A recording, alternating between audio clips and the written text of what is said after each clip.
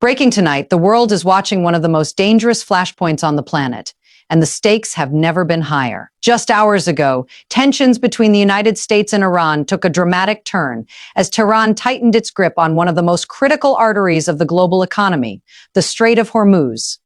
This narrow waterway carries nearly 20% of the world's oil supply, and now it's no longer fully open. And here's where this becomes even more serious.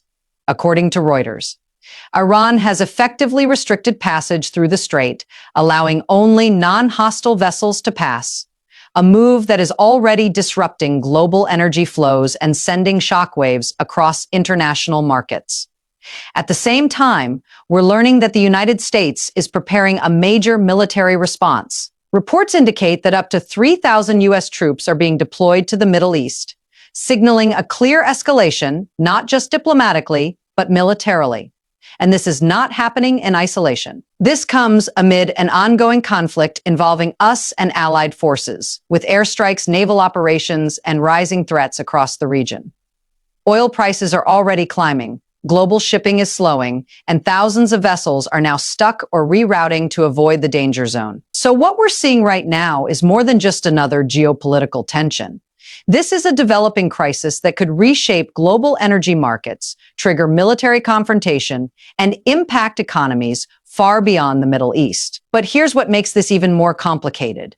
Iran has warned that if the United States takes further action, it could move to completely shut down the Strait of Hormuz, a move that would send oil prices soaring and potentially push the global economy into crisis. At the same time, U.S. allies are stepping in, calling for the immediate reopening of the route and warning of serious consequences if the situation continues to escalate.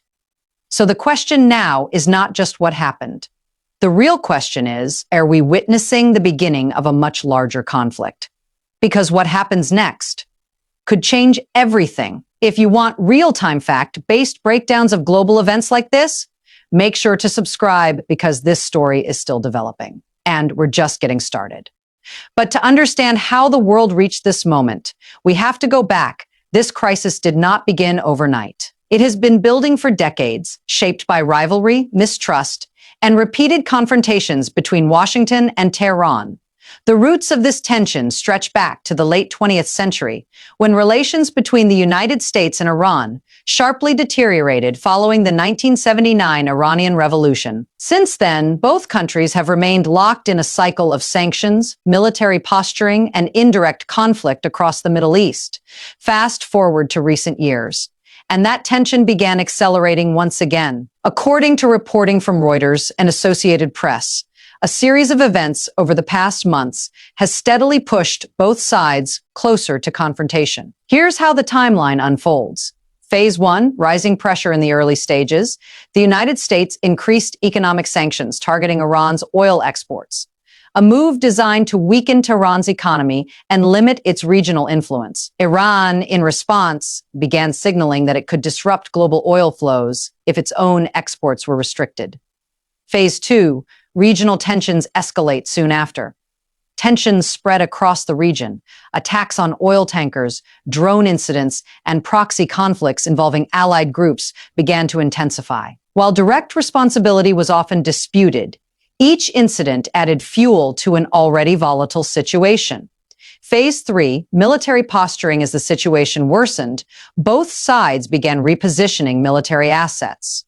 The United States increased its naval presence in the Persian Gulf, deploying aircraft carriers and surveillance systems. Iran, meanwhile, conducted military drills and reinforced its coastal defenses near the Strait of Hormuz, one of the most strategically important waterways in the world.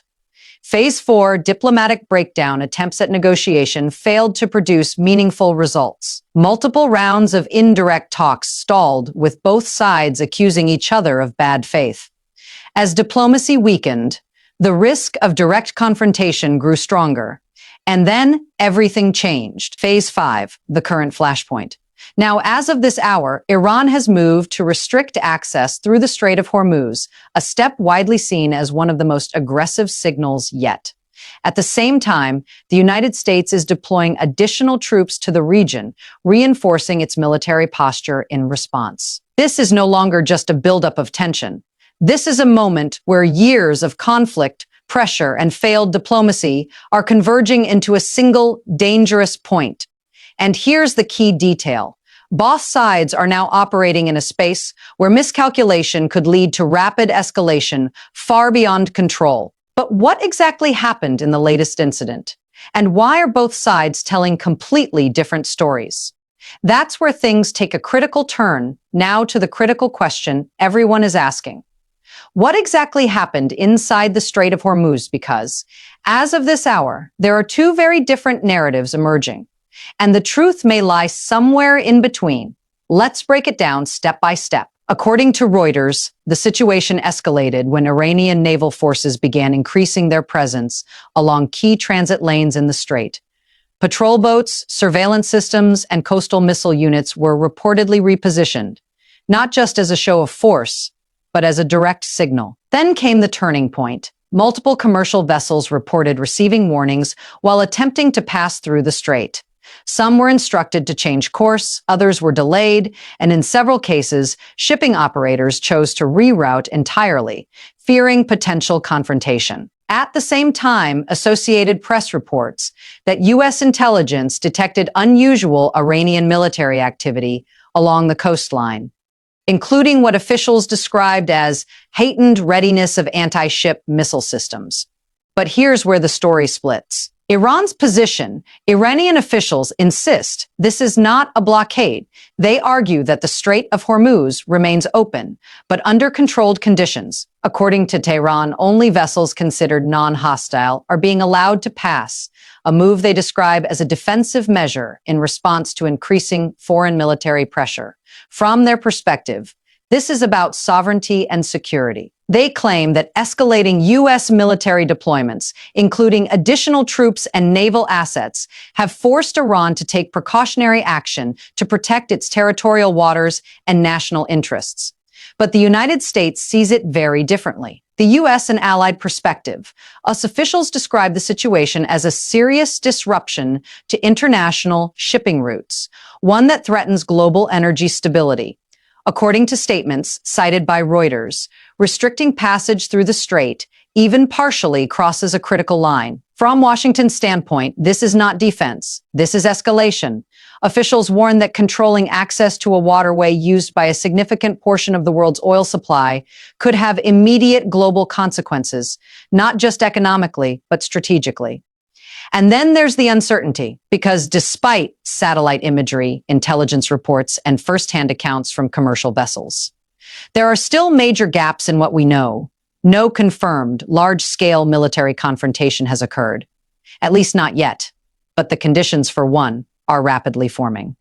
This is what makes the situation so volatile. You have two sides, both claiming defensive intent, yet both taking actions that the other interprets as aggressive. And in a region as sensitive as the Strait of Hormuz, even a small misstep could trigger a much larger chain reaction. So now the focus shifts to a bigger question: why is this location so important? And why does control over it carry such massive consequences?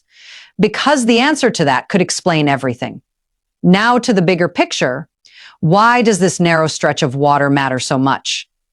Because the Strait of Hormuz is not just another shipping route. It is one of the most strategically critical choke points in the entire world. Every day, millions of barrels of oil pass through this corridor, connecting the energy-rich Gulf region to global markets. According to estimates cited by Reuters and U.S. Energy Information Administration, roughly 1/5 of the world's oil supply moves through this single passage. That means control over this strait equals influence over global energy. And that's exactly why this moment is so dangerous. Geographically, the Strait of Hormuz is extremely narrow at its tightest point, just a few dozen miles wide. Shipping lanes are even more restricted, forcing vessels into predictable paths. This makes them vulnerable, not just to direct attack, but to surveillance, interception, and disruption. From a military standpoint, this creates a high-risk environment. Iran's coastline runs along the northern edge of the strait, giving it a natural geographic advantage. Coastal missile systems, fast attack boats, naval mines, and drone surveillance all provide Iran with the capability to monitor and potentially control movement through the waterway. On the other side, the United States and its allies rely heavily on naval dominance to maintain open access. U.S. warships, surveillance aircraft, and regional bases are positioned specifically to ensure freedom of navigation. But here's where things take a critical turn. This is not just about geography, it's about leverage. By restricting access, even partially, Iran sends a powerful message. It has the ability to impact global oil flow at any time, and the consequences of that are immediate. Even the perception of instability in the Strait of Hormuz can cause oil prices to spike. Shipping companies begin rerouting, insurance costs rise, markets react within hours. Now imagine if the strait were fully closed. Analysts warn that such a move could trigger a global energy shock, disrupting supply chains, increasing fuel prices, and placing pressure on economies worldwide. But beyond economics, there's a deeper strategic layer. For the United States, maintaining open access to this route is not optional. It's essential. Any threat to that access is viewed not just as a regional issue, but as a global security concern. And that's why we're now seeing increased U.S. military deployments in the region. Because from a strategic standpoint, this is about more than just one waterway. It's about deterrence, it's about control, and it's about preventing a scenario where one side gains too much influence over a resource the entire world depends on. But here's the key question. How are experts and intelligence agencies interpreting this moment? Are we looking at a temporary standoff or the early stages of something much bigger? Because what they're saying may change how this entire situation is understood. Now to what analysts and intelligence agencies are saying, because behind the headlines, a deeper assessment is taking shape. According to multiple reports from Reuters and BBC News, intelligence officials are closely monitoring what they describe as a calibrated escalation. Not an immediate move toward full-scale conflict, but a deliberate increase in pressure. In other words, this may not be chaos. It may be strategy. U.S. intelligence assessments suggest that Iran's actions are designed to send a message without crossing the threshold into open war by restricting access, but not completely shutting down the strait. Tehran appears to be testing how far it can push without triggering a direct military response. And that distinction is critical because, according to defense analysts, this creates a gray zone conflict. A situation where both sides operate just below the level of full-scale war, using pressure, positioning, and signaling. Instead of direct confrontation, experts at major geopolitical research institutions warn that this kind of environment is extremely unstable. Why? Because it relies on perfect calculation. And history shows that perfect calculation rarely holds a single misinterpreted move, a warning shot taken too far, a vessel entering restricted waters at the wrong time. Any one of these could shift the situation from controlled tension to open conflict within hours. And there's another layer to this analysis. Military experts point out that the U.S. troop deployment, including reports of additional forces moving into the region, is not just about immediate response, it's about deterrence. By increasing its military presence, Washington is signaling that it is prepared to protect global shipping routes if necessary. At the same time, this buildup also raises the stakes, making any confrontation potentially more serious. But not all experts agree on the interpretation. Some analysts argue that Iran's move is less about confrontation and more about leverage. From this perspective, restricting the Strait of Hormuz is a way to gain negotiating power, particularly in response to economic sanctions and political pressure. By demonstrating its ability to disrupt global oil supply, Iran may be attempting to shift the balance at the negotiating table. And then there's the global intelligence view. Security experts warn that this situation is being closely watched, not just by the United States and Iran, but by other major powers, because any disruption in global energy flow doesn't just affect one region. It affects everyone. And that includes countries like China, which depends heavily on Middle Eastern oil, and European nations already dealing with energy security challenges. So what we're seeing now is not just a regional standoff. It's a situation with global implications, being analyzed, monitored, and calculated at the highest levels of government and intelligence agencies around the world. But here's where things become even more complex, because while experts debate strategy and intent, There is another side to this story, one that challenges the dominant narrative, and that perspective could change how this entire situation is interpreted. But the other side has a point, because while much of the global narrative focuses on escalation, Iran's leadership is presenting a very different interpretation of events. According to statements reported by Al Jazeera and Associated Press, Iranian officials argue that what's happening in the Strait of Hormuz is not an act of aggression, but a measured response to increasing pressure. From Tehran's perspective, the United States has been steadily escalating first. They point to expanded military deployments, increased surveillance operations, and years of economic sanctions that have severely impacted Iran's economy. In this context, restricting access to the strait, even partially, is framed as a defensive move designed to protect national interests. And there's another argument being made.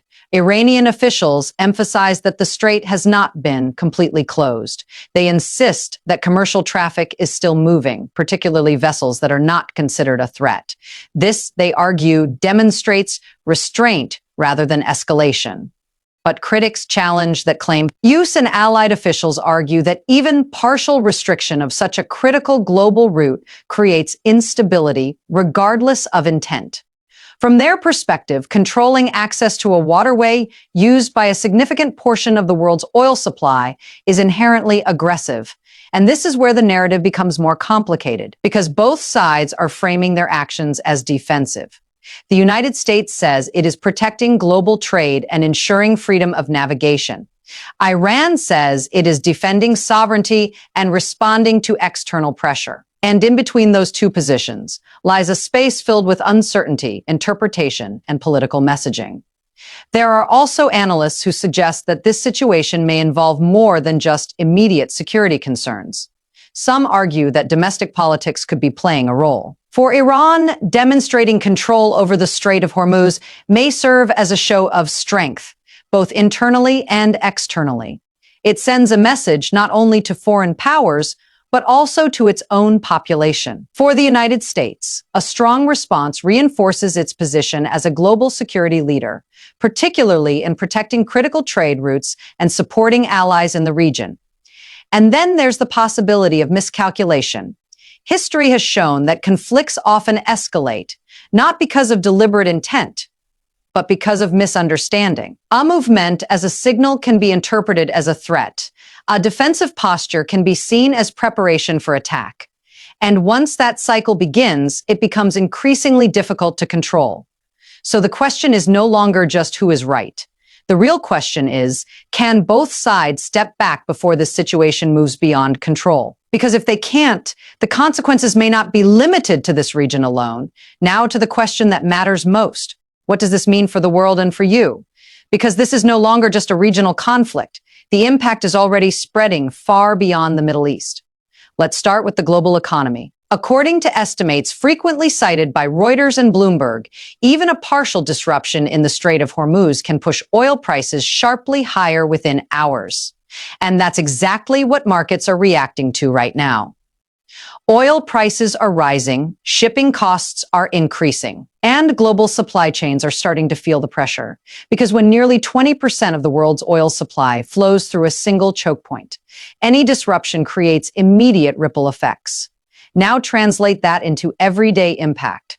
If oil prices continue to climb, gasoline prices in the United States could surge. Transportation costs increase, food prices rise, and inflation, which many economies are already struggling with, could intensify. In other words, this situation doesn't stay overseas. It reaches into everyday life. But the economic impact is only part of the story. There's also a growing military dimension. The United States is increasing its troop presence. Naval forces are on heightened alert, and allied nations are closely monitoring the situation. This raises the risk of direct confrontation, even if neither side intends it. And then there's the geopolitical impact. Major global powers are watching closely. China, which relies heavily on Middle Eastern oil imports, has a direct interest in keeping the Strait of Hormuz open. European nations, already dealing with energy challenges, are particularly vulnerable to further disruptions. And Russia, another key player in global energy markets, could see strategic advantages depending on how the situation unfolds. This is why analysts say the stakes are global, because any sustained disruption could shift alliances, reshape energy strategies, and alter the balance of power across multiple regions. But here's what makes this moment especially critical. Everything is happening in real time. Markets are reacting instantly. Military forces are repositioning. Diplomatic channels are under pressure. And the situation remains highly unpredictable. Because in a scenario like this, it doesn't take a major event to trigger escalation. Sometimes all it takes is one incident. Don't miscalculation. One decision made under pressure. And suddenly everything changes. So the question now becomes, where does this go from here? Because the next moves on both sides could determine whether this crisis stabilizes or spirals into something much larger. Now the world is watching one question: what happens next? Because as of this hour, this situation remains highly fluid, and the next steps from both the United States and Iran could determine whether this crisis stabilizes or escalates further.